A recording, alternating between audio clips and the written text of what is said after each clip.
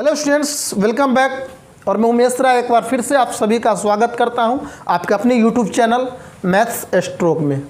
और maths stroke में आज जो है स्पेशल क्लास होने वाला है। जी हाँ, बिल्कुल स्पेशल क्लास होने वाला है। लेकिन सबसे पहले मैं बता दूं कि आज हम करने वाले क्या है।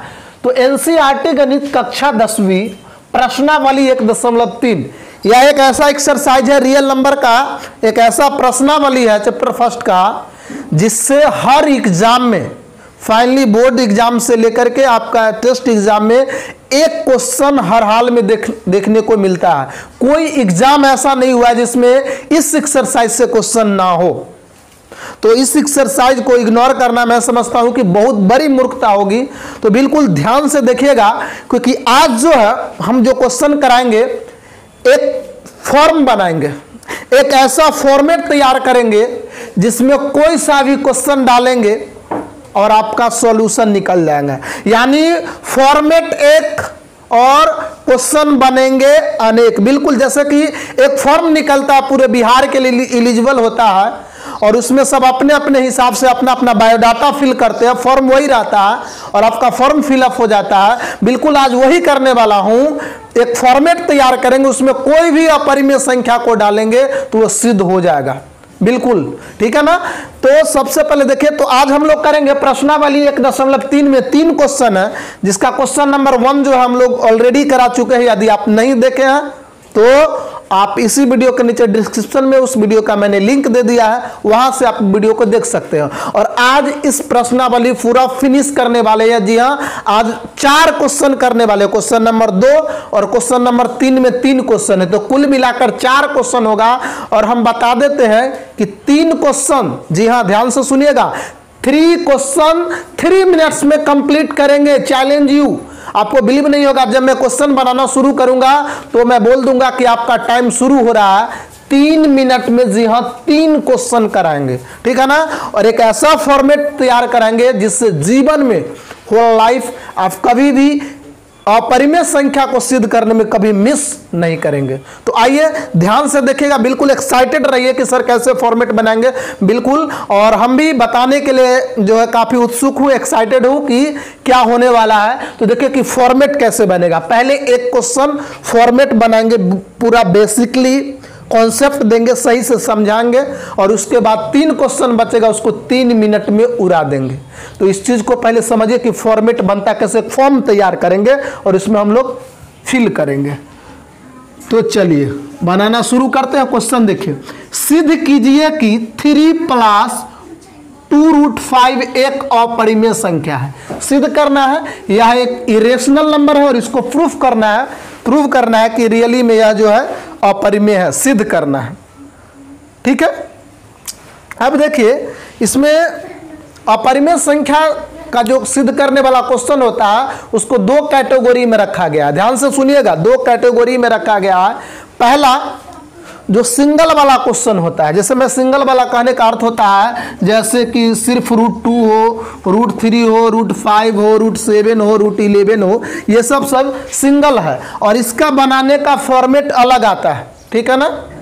और ज्वाइंट वाला ये देखिए, जैसे कि अगर इस तरीके का हो, 2√5 हो, 1/√3 हो, या ये क्वेश्चन हो, इसमें देखिए ज्वाइंट है, परिमेय और एक अपरिमेय, कुल मिलाकर ये हो जाता है अपरिमेय। इसमें भी 1 है परिमेय और √3 अपरिमेय, और इसका डिवाइड क्या हो जाता है अपरिमेय। तो 2 फॉर्मेट का, तो फॉर्मेट नंबर 1 आज हम नहीं कराएंगे, करा चुके हैं, मैं बोल दिया हूँ, किसी वीडियो के नीचे डिस्क्रिप्शन में मैंने लिंक दे दिया हूँ। अब देखिए ये जो ज्वाइंट वाला है उसको कैसे बनाया जाता है। मात्र एक फॉर्मेट बताएंगे, फॉर्म तैयार करते हैं, कोई सा भी क्वेश्चन बन जाएगा सर, रियली में सर। तो ध्यान से देखिए कैसे बनता है। तो सबसे पहले इसका बनाने का जो तरीका होता है, जो भी क्वेश्चन रहता है उसको हम थोड़ा देर के लिए उसके अपोजिट, उसके विलोम, उसके विरोधाभास लेट करते हैं, मानते हैं। यानी है अपरिमेय, सिद्ध भी करना है तो इसको उल्टा लिखेंगे, माना कि, ध्यान से देखिएगा, जो भी क्वेश्चन होगा 3 + 2√5 एक परिमेय संख्या है। ध्यान से देखिएगा, जो भी क्वेश्चन आएगा हर एक क्वेश्चन में करना है कि माना कि जो भी क्वेश्चन होगा वह रहेगा अपरिमेय, और मानना है इतना कि माना कि इतना एक परिमेय संख्या है। और आपको पता है परिमेय संख्या किसे कहते हैं? वैसी संख्या जो p बाई क्यू के फॉर्म का हो, जिसे आप p बाई क्यू के रूप में व्यक्त कर सकते हैं। ठीक है ना, आपके एनसीईआरटी बुक में a बाई बी लिखा हुआ, इससे कोई मैटर नहीं करता, जिसे आप p बाई क्यू के रूप में लिख सकते हैं। तो जब ये हमारा परिमेय संख्या है तो इसको होना पड़ेगा किसके रूप में? p बाई क्यू के रूप में होना पड़ेगा। तो लिखेंगे अर्थात 3 + 2√5 बराबर क्या होगा? p बाई क्यू, क्योंकि जब ये परिमेय संख्या है तो किसको किसके रूप में होना पड़ेगा? p बाई क्यू के रूप में होना पड़ेगा। ठीक है ना। तथा अच्छा, जहां p और q सह अभाज्य संख्या है तथा q is not equal to 0। इस चीज को समझिएगा, q नॉट इक्वल टू 0 है। ठीक है। अब देखिए ये लाइन को ध्यान से समझिएगा, ये बहुत बड़ी चीज है। ये तो समझ गए कि है अपरिमेय तो मानेंगे क्या चीज? परिमेय। और परिमेय होगा तो किस रूप का होगा? p बाई क्यू के रूप का होगा, p बाई क्यू के फॉर्म में होगा। और पी क्यू क्या है? तो पी क्यू जो है कोई इंटीजर है, आप हिंदी में उसको लिख सकते हैं कि p और q कोई क्या है? पूर्णांक है। ये भी यहां पर आप लिख सकते थे। और मैंने लिखा है कि p और q सह अभाज्य संख्या, जिसको इंग्लिश में बोलते हैं को प्राइम नंबर। अब को प्राइम नंबर क्या होता है? सह अभाज्य संख्या क्या है? तो वैसी संख्या जिसका HCF यानी कि महत्तम समापवर्तक 1 हो। I mean, ध्यान से सुनिए कि ये P और Q में, ये P और Q में 1 को छोड़ करके कोई कॉमन फैक्टर कॉमन नहीं है। ठीक है ना, कोई भी फैक्टर कॉमन नहीं है। यानी कि P और Q में 1 के अतिरिक्त, क्योंकि 1 जो है दुनिया का हर नंबर का कॉमन नंबर है, क्योंकि 1 से हर नंबर में डिवाइड लग जाता है। तो 1 को छोड़कर इसमें P और Q में कोई भी कॉमन नहीं होना चाहिए। जैसे देखिए 5/3, इसमें 1 के अलावा कुछ भी कॉमन नहीं है। लेकिन अगर 4/6 लिख दे तो इसमें 1 के अलावा 2 कॉमन था, क्योंकि 2 से डिवाइड जा रहा है। 2 2 जा 4, 2 3 जा 6, अब कॉमन नहीं जाएगा। तो ये आपको क्लियर हो गया कि PQ में कुछ भी कॉमन नहीं होना चाहिए। यानी कि देखिए इसका अगर HCF निकालेंगे 4 और 6 का तो 2 हो जाएगा, लेकिन इसका HCF क्या होगा? 1 होगा। तो जिसका HCF 1 होता है उसे को प्राइम यानी सह अभाज्य संख्या कहते हैं। और लास्ट में लिखा हुआ है Q नॉट इक्वल टू 0, यानी Q जो होगा यानी कि डिनोमिनेटर यानी हर, वो 0 नहीं होना चाहिए, नहीं तो नॉट डिफाइन हो जाएगा, अपरिभाषित हो जाएगा। क्योंकि किसी भी संख्या का अंश 0 हो सकता है लेकिन हर 0 नहीं होगा, नहीं तो क्या हो जाएगा? Not define. तो बस इसी चीज को लिखे हैं, ये फॉर्मेट को याद रखिएगा। ठीक है ना।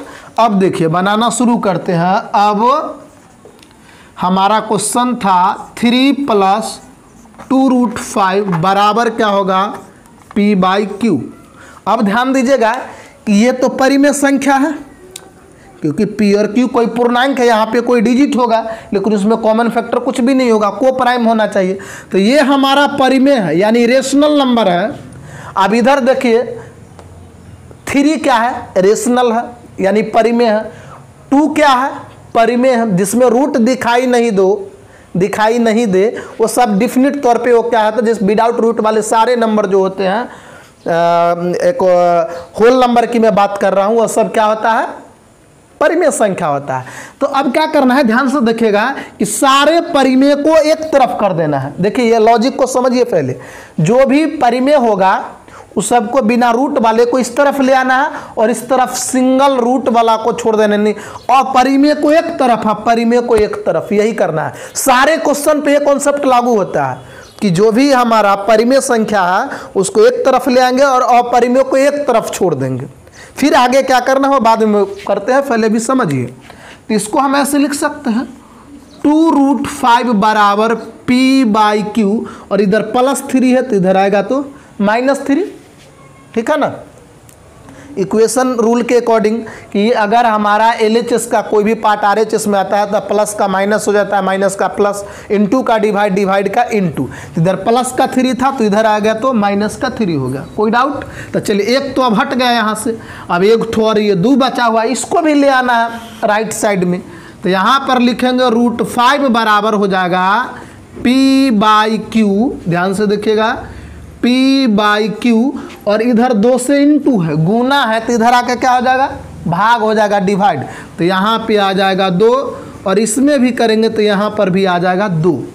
अब देखिए कि ये देखिए, अब यहाँ पर समझिए इस चीज़ को, इधर तो पूरा परिमेय है, सब परिमेय लाए हैं, RHS हमारा पूरा कंप्लीट परिमेय है, और LHS हमारा अपरिमेय है, यानी इधर रेशनल इधर इरेशनल। अब देखिए साइन क्या कह रहा है, साइन का बहुत बड़ा वैल्यू होता है। ये साइन कह रहा है कि बोथ आर इक्वल, हम दोनों आपस में क्या है, बराबर है। √5 बोल रहा है इसको कि भाई हम तुम्हारे बराबर है, लेकिन ये कैसे हो सकता है? साइन कह रहा है कि दोनों बराबर है, लेकिन एक परिमेय और एक अपरिमेय संख्या नेवर, कभी भी इक्वल नहीं हो सकता है स्टूडेंट्स, कभी भी दोनों बराबर नहीं होगा। ये परिमेय और अपरिमेय कभी भी बराबर नहीं हो सकते हैं, ध्यान दीजिएगा इस बात को। लेकिन यहाँ पर दोनों बराबर हो रहा है, ठीक है ना, तो यह संभव नहीं है। तो लिखेंगे चूंकि P और Q कोई पूर्णांक है, इसलिए P/2Q - 3/2 एक, या इतना एक लिख दीजिए, एक परिमेय संख्या होगी। ध्यान से देखिएगा, ये क्या होगी, P और Q कोई पूर्णांक है, कोई इंटीजर है, इसीलिए ये क्या होगा, एक परिमेय संख्या होगी,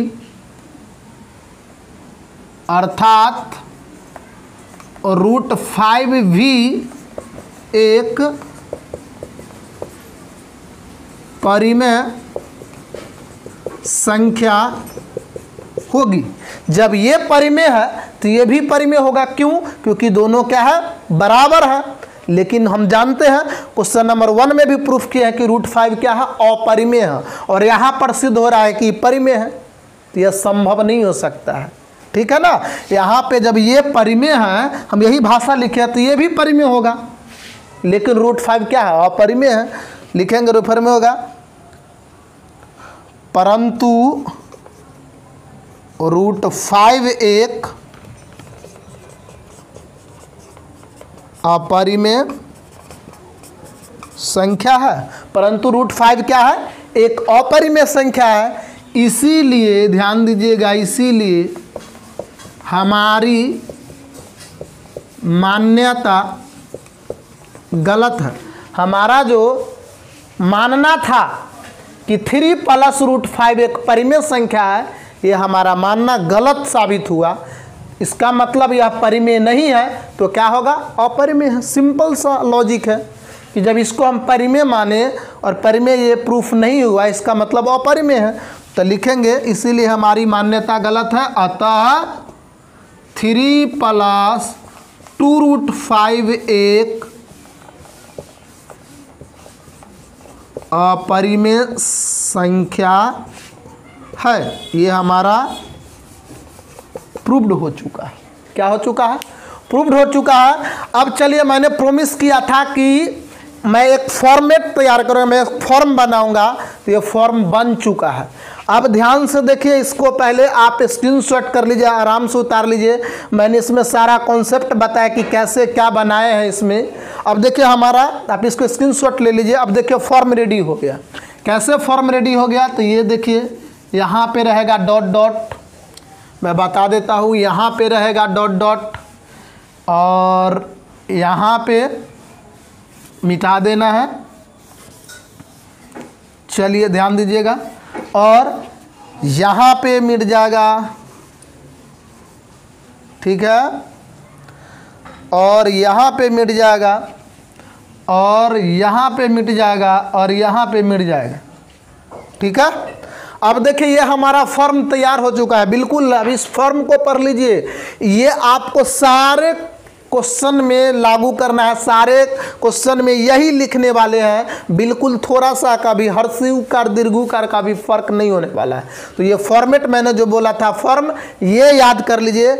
अब देखिए आपका समय शुरू होता है क्वेश्चन नंबर 3 में 3 क्वेश्चन है, घड़ी देख लीजिए, बिल्कुल 3 मिनट में 3 क्वेश्चन करेंगे, ध्यान दीजिएगा। अब कैसे, तो देखिए अब समय शुरू हो गया, नोट कर लीजिए। 3 का पहला क्वेश्चन है, 3 का पहला क्वेश्चन है, और क्वेश्चन हमारा क्या था, तो क्वेश्चन है पहला में 1/√2, इसको सिद्ध करना है। तो यहाँ पे डाल देंगे 1/√2, यहाँ पे डाल देंगे 1/√2। अब यहाँ पे बनाएंगे 1/√2 बराबर क्या होगा, P/Q। ध्यान देखिए सारा चीज़ वही है, माना कितना एक परिमेय संख्या अर्थात जो भी है।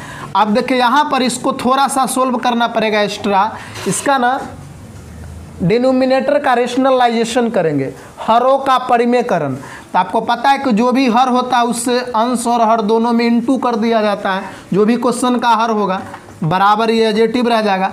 अब देखिए 1 को √2 से इंटू करेंगे तो √2 हो जाएगा, और बाई में आ जाएगा √2 को √2 से करेंगे तो 2 हो जाएगा, बराबर हो गया P/Q। अब इधर देखिए √2 बराबर हो जाएगा, इधर 2 से क्या भाग है ना, इधर आकर गुना हो जाएगा, तो क्या हो जाएगा 2P/Q। इधर बाई में है, इधर आएगा तो इंटू हो जाएगा, तो ये हो गया 2P/Q। अब देखिए ये क्या है, परिमेय, और ये क्या है, अपरिमेय। और दोनों क्या हो रहा है, बराबर। फिर वही कॉन्सेप्ट आ गया, तो यह संभव नहीं है, ये परिमेय है तो भी परिमेय होगा, लेकिन √2 क्या है, अपरिमेय, और यहाँ सिद्ध हो रहा है परिमेय, तो ये गलत हो जाएगा। बस यहाँ पे फिल कर दीजिए 2P/Q, ठीक है ना। यहाँ पे कर दीजिए परंतु √2 एक अपरिमेय संख्या है, अर्थात √2 भी एक परिमेय संख्या होगा, अतः 1/√2 एक अपरिमेय संख्या सिद्ध हो गया। देखिए फॉर्म में भर दिए, क्वेश्चन बन चुका है। आप इसको स्क्रीनशॉट फटाफट कर लीजिए, क्योंकि मैं प्रॉमिस किया हूँ 3 मिनट में 3 क्वेश्चन है, क्वेश्चन हो चुका है। अगली क्वेश्चन की ओर बढ़ते हैं। फिर से इसको मिटा दीजिए, फॉर्मेट वही रहेगा, इसको मिटा दीजिए, ये बिल्कुल मिटा दीजिए, ये मिट गया है। अब देखिए ये भी मिटा दीजिए, ये भी मिटा दीजिए, और ये भी मिटा दीजिए, और ये भी मिटा दीजिए, ठीक है ना। अब अगली क्वेश्चन की ओर बढ़ते हैं। अगला है 7√5। 7√5 क्वेश्चन नंबर 2 है, तो यहाँ पर उल्टा लिखेंगे √5 है, तो 7√5 यहाँ पर भी हो जाएगा 7√5, ध्यान दीजिएगा। अब यहाँ पर होगा 7√5 बराबर P/Q, तो √5 अपरिमेय को एक तरफ छोड़ देना है, परिमेय को एक तरफ ले आना है। इधर इंटू है तो इधर आकर डिवाइड हो जाएगा, तो 7Q हो जाएगा, इधर गुना इधर भाग हो गया, तो क्या हो जाएगा 7Q। अब ये बन चुका है, ये है परिमेय और ये है अपरिमेय, और दोनों हो रहा है बराबर, वही कॉन्सेप्ट। तो लिख दीजिए कि P/7Q एक परिमेय संख्या, अर्थात √5 भी एक परिमेय संख्या होगी, परंतु √5 एक अपरिमेय संख्या, अतः 7√5 एक अपरिमेय संख्या सिद्ध हो चुका है। बिल्कुल 1 मिनट के अंदर में ही हो रहा है। ये भी क्वेश्चन कंप्लीट रूप से बन चुका है, स्क्रीनशॉट कीजिए, 2 लाइन बढ़ाना पड़ता है, नया कुछ भी कॉन्सेप्ट नहीं है, ठीक है ना। अब अगली क्वेश्चन और आखिरी क्वेश्चन होगा। देखिए मैंने बोला था कि 3 मिनट में कंप्लीट कर देंगे, बिल्कुल कंप्लीट कर चुके हैं, ध्यान दीजिएगा। बहुत ही मुझे लग रहा है कि आज के बाद कभी भी आप क्वेश्चन में नहीं फंसेगा, क्योंकि आपको एक बहुत बड़ा कॉन्सेप्ट मिल चुका है। आखिरी क्वेश्चन है 6 + √2, ध्यान दीजिएगा, 6 + √2 यानी 6 + √2 यानी 6 + √2। अब बनाना है तो 6 + √2 बराबर हो जाएगा P/Q, और √2 बराबर होगा P/Q, उधर +6 इधर आएगा तो -6। इसको इतना भी छोड़ सकते नहीं, तो एक और सोल्व कर लीजिए। Q का लघुत्तम Q होगा तो P माइनस हो जाएगा 6Q। अब देखिए ये परिमेय है, और इधर मतलब कॉन्सेप्ट क्या रखना है दिमाग में कि परिमेय को एक तरफ और अपरिमेय को एक तरफ छोड़ देना है, बस वही है। अब यहाँ पे भर दीजिए P - 6q/q एक परिमेय संख्या होगी, अर्थात √2 भी एक परिमेय संख्या होगी, परंतु √2 एक अपरिमेय संख्या है, अतः 6 + √2 एक अपरिमेय संख्या है। देखिए कितना जल्दी प्रूफ हो चुका है। तो ये फॉर्मेट था। मुझे लग रहा है कि आज के बाद आपको कभी भी अपरिमेय संख्या सिद्ध करने में प्रॉब्लम नहीं होगा, ठीक है ना। और आई होप कि ये वीडियो में काफ़ी इन्जॉय किए होंगे। अगर ये मेरा कॉन्सेप्ट आपको अच्छा लगा होगा, अगर आप समझ चुके होंगे, तो प्लीज़ ज़्यादा से ज़्यादा आप हमारे वीडियो को शेयर कीजिए और स्टूडेंट्स तक बताइए। आप लोग के कोऑपरेशन की ज़रूरत है, आप लोग और ज़्यादा से ज़्यादा लाइक भी कीजिए, इससे मुझे मोटिवेशन मिलता है, मैं मोटिवेटेड फील करता हूँ। ऐसे में आप सभी के लिए मैं बेस्ट करने की उम्मीद करूँगा। तो जुड़े रहिए मैथ्स स्ट्रोक के साथ। और एक बार फिर से रिक्वेस्ट कर, चैनल को सब्सक्राइब करना मत भूलिएगा, ठीक है ना। जय हिंद, जय भारत।